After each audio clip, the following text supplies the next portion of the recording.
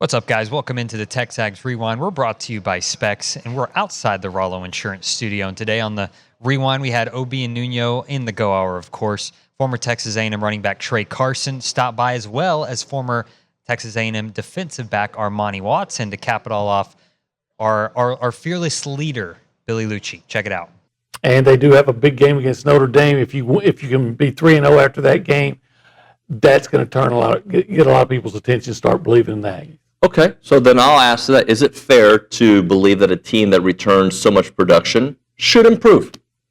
I think it is fair to look at what they bring back on the offensive side and say, yes, they can be better offensively. I think they got to prove it defensively. And if they do, I think the biggest, as we've talked about over and over, the biggest thing that I get defensively that I get optimism about is that Mike Elko is going to be 100%.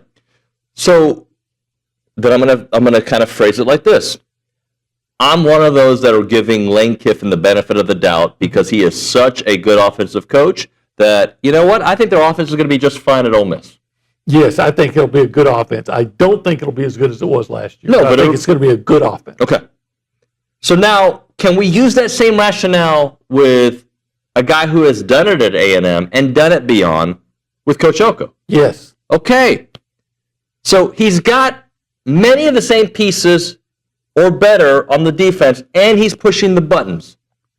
Stop me if I'm wrong here, but they should be better defensively. Well, I don't know if they're better pieces because, again, we're looking at the defensive line, and while I can look at it and say, yeah, I feel good about DJ Hicks and I feel good about Albert Regis and Cassius Howell and Rylan Kennedy, the guys they're replacing were first, second, third round draft choices. So let me ask you this. If you had to rank last year's defensive players in order from what you remember, okay, this is off the top of your head, where's Cassius Howell? Cassius Howell was probably no worse. It's hard because he didn't play as much as the other guys. Right. Probably no worse than fourth. Okay. I would say the number one guy. Willie? Well, I thought you said defense. Oh, I thought you said defense overall. lineman. Sorry, just defense overall. Will Lee's probably number one, right? Now? Last year? Well, he made all conference. Yeah. Trey, when you talk to your players, do they recognize like your place in Aggie history and just the kind of beast that you were? Luckily, you know, I kind of grew up in the YouTube era, so you can go right on YouTube and look it up, and you know, go to Google and you know, kind of search my name and stuff will pop up. So that's the beauty of it. It's not all barbershop talk. Like when I was a kid, you know, somebody's talking in the barbershop, man, I used to do this and do that, and I don't really have to do that anymore. It's just, you know, if you heard that I played, then you can Google it or YouTube it and see it for yourself. So that's the beauty of the era that I grew up in. So. What was your favorite memory on the field at A&M? Favorite memory on the field? I guess the moment that I eclipsed 1,000 yards, I think it was against LSU, because no running back had done it in the SEC that far, and we've had some good talent there before I ended up taking over.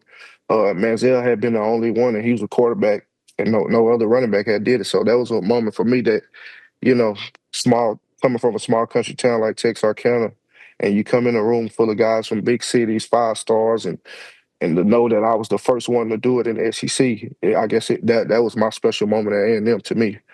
Let's talk about those first couple years at A&M, 2012, where you get to watch just the explosion of Aggie football, the Johnny, the Mike, the Ryan Swope era.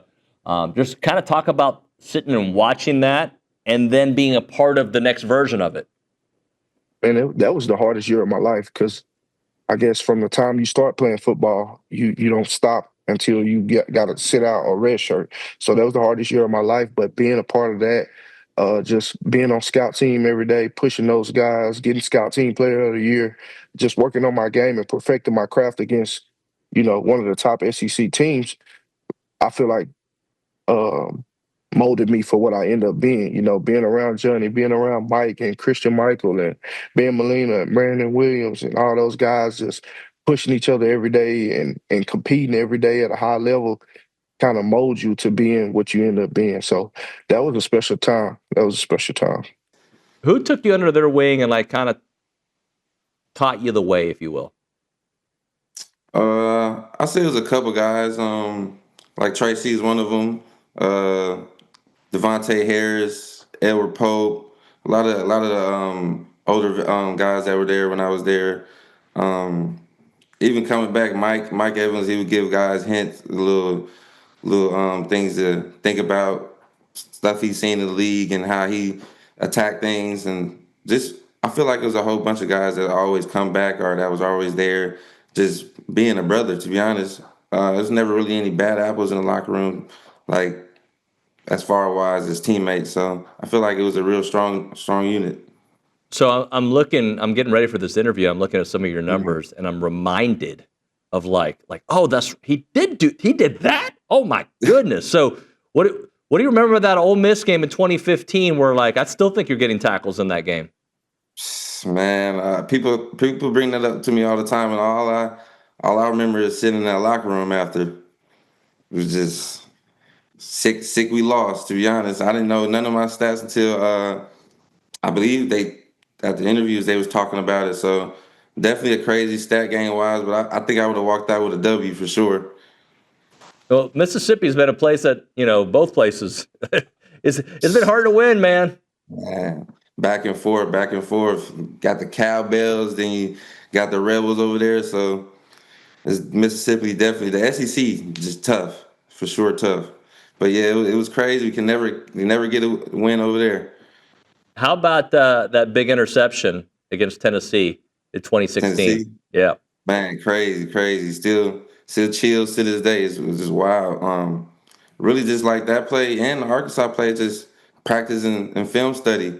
We ran those plays like multiple times. Coach Chavis and our defensive staff were on it. Coach Joseph harped on the important things, details. And I remember just seeing that play in practice like 10 times.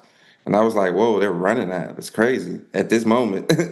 So same with Arkansas, that B shoot, fullback up the B gap.